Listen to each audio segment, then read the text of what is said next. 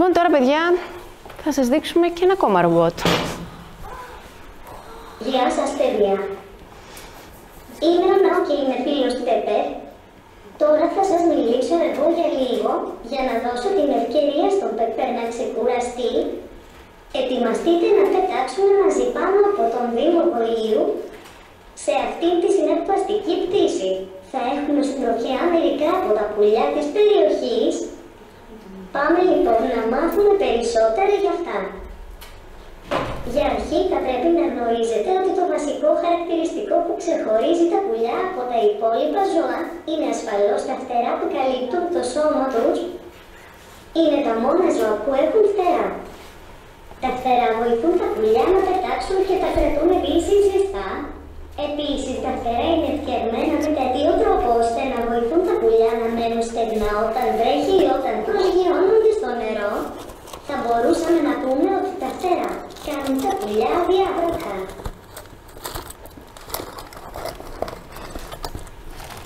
Επίσης, ένα ακόμη πράγμα στο οποίο διαφέρουν τα πουλιά από τα υπόλοιπα ζώα είναι ότι τα πουλιά γεννούν αυγά και όχι μικρά.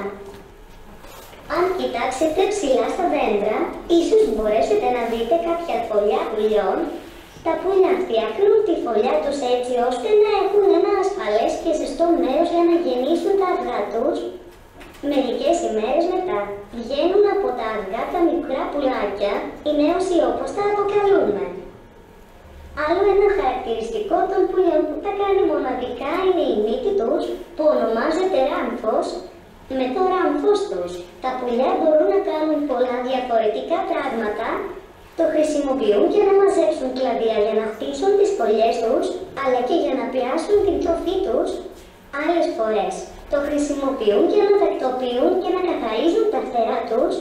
Τα ράμφη τους τα βοηθούν επίσης να αμήνονται ενάντια σε εχθρούς που μπορεί να προσπαθήσουν να τα πειράξουν. Το πιο εκπληκτικό είναι ότι δεν έχουν όλα τα πουλιά το ίδιο ράμφος. Μιας και δεν τρώνε όλα τα πουλιά τα ίδια πράγματα. Άλλα πουλιά τρέφονται με σπόρους, άλλα με σκουλίκια και έντομα και άλλα με ψάρια, χελώνες ή μικρά ζώα. Για να δούμε ένα μικρό βίντεο από τα πουλιά που υπάρχουν στην περιοχή σας. Κάποια από αυτά έρχονται και στις αυλές των σπιτιών σας ή περνούν πετώντας από πάνω τους.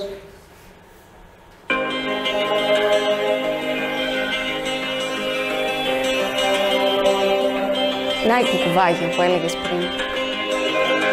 Τσάλα πετεινό.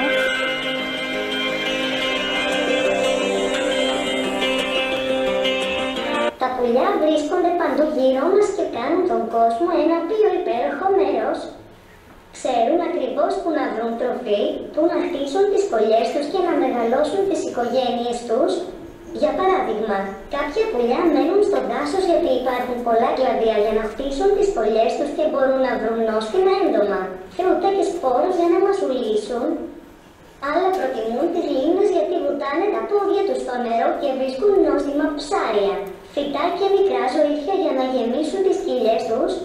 Και άλλα πουλιά προτιμούν να βρίσκονται πιο κοντά στα χωριά και στον άνθρωπο, όπως τα χωριά και στις κομμοπόλεις του Δήμου σας, τη Σιάτιστα, τη Γαλατινή, την Εράδυρα, τη Νεάπολη, το Τσοπίλι, το Καλονέλι, τον Πεντάλοφο.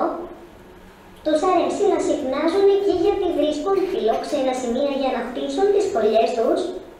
Πάμε να ρίξουμε μια πιο προσεκτική ματιά σε μερικά πουλιά του τόπου σας και να τα γνωρίσουμε από κοντά. Ένα από αυτά είναι και η γερακίνα. Η γερακίνα είναι ένα πουλί που βολιάζει στο δάσος. Πολύ συχνά όμως τη συναντάμε σε πεδιάδες και χωράφια. Προτιμά να κάνει τις εμφανίσεις της κατά τη διάρκεια της ημέρας, ψάχνοντας για την τροφή της και κάνοντας βουτιές στο έδαφος όταν δει κάτι ενδιαφέρον. Γι' αυτό άλλωστε λέμε ότι είναι και αρπακτικό πτηνό.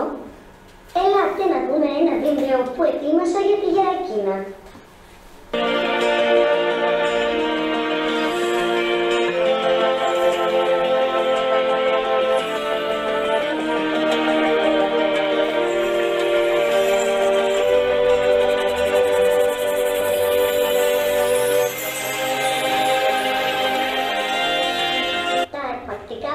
Κυνηγούν κυρίως πετώντας, χρησιμοποιώντας τις αισθήσεις τους και ειδικά την όρασή τους και επιταρπάζουν πηλεία τους με τα κοφτερά και μεγάλα τους νύχια.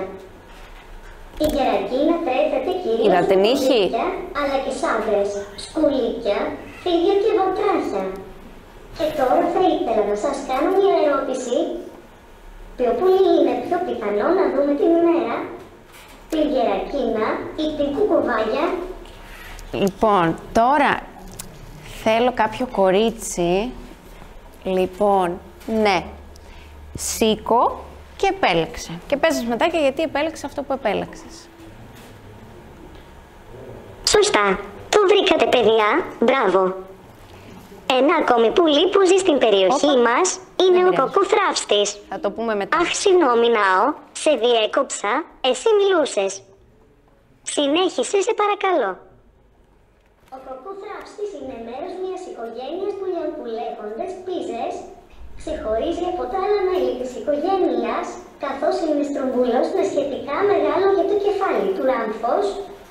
Το ράμφος του είναι σκουρόχρωμο, κονικό και πολύ δυνατό ώστε να σπάει κουκούτσια από βύσσινα, κορόβιλα, κεράσια και άλλα φρούτα.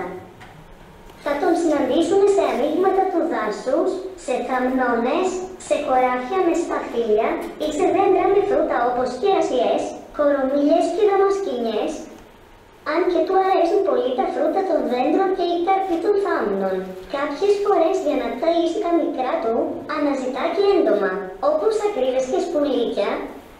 Είναι ένα πολύ ντροπαλό πουλί που συνηθίζει να κινείται ψηλά στα φύλλα των δέντρων. Αυτός είναι και ένας από τους λόγους που μπορεί να έχετε υπάρξει στο ίδιο μέρος με έναν κοκκουθράυστη και να μην το έχετε καταλάβει. Ένα άλλο πουλί που συχνάζει στην περιοχή μας είναι η πάπια. Την πάπια τη συναντάμε πιο συχνά σε μια λίμνη ή σε ποταμιά στη χώρα μας.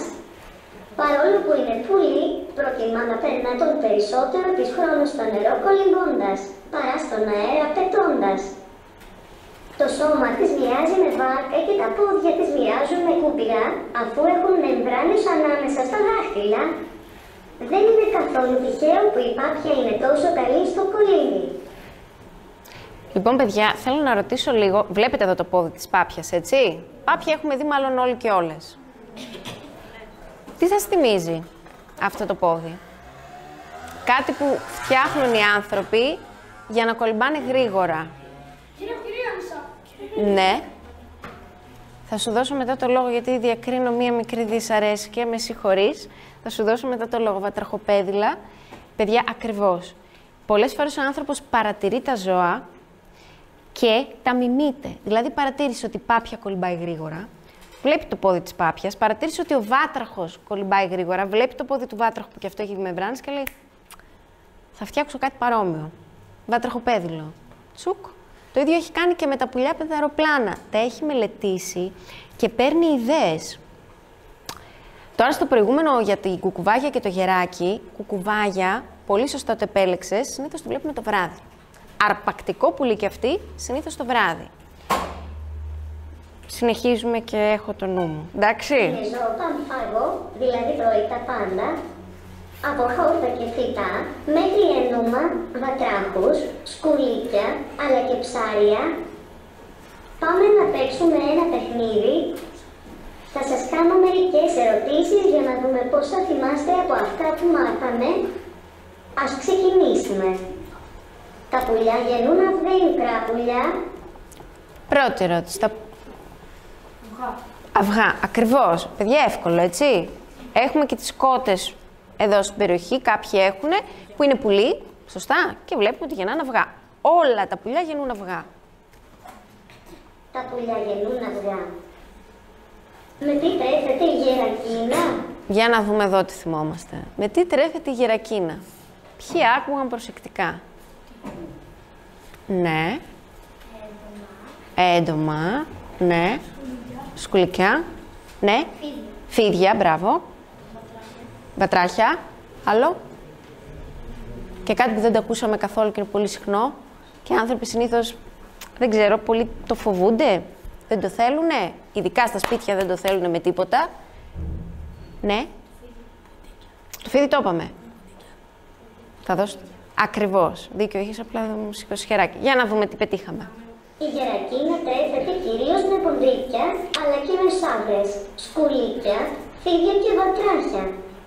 Ποιο από τα ζώα στην οθόνη είναι πάνθαγο? Ποιος θέλει να σηκωθεί και να επιλέξει ποιο από τα τρία θεωρεί ότι είναι πανφάγο, δηλαδή τρώει τα πάντα.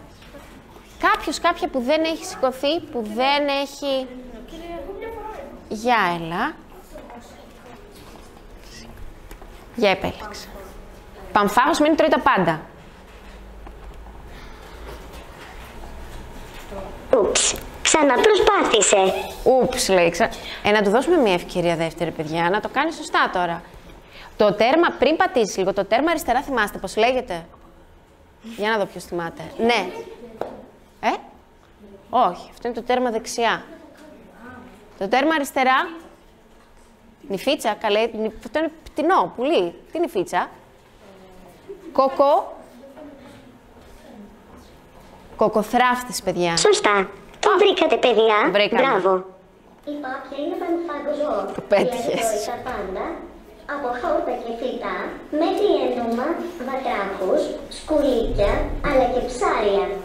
Αυτό δεν σημαίνει... Είναι εύκολο να πλησιάσουμε έναν κοκοθράφστη. Να στο είπε τώρα, έχουμε τον κοκοθράφστη. Γιατί λέγεται κοκοθράφστης? Γιατί θράβο σημαίνει κορίτσια εκεί. Παιδιά, ο κοκοθράφστης λέγεται έτσι γιατί θράβει, σπάει δηλαδή κόκκους, σπόρους. Γι' αυτό έχει και τόσο τεράστιο ράμφος. Και μας ρωτάει ο Πέπερ, είναι εύκολο να τον δούμε? Γρήγορα, χέρια. Χέρια για να προλάβουμε. Ναι. Ναι, λες. Έχει κάποιος αντίθετη άποψη?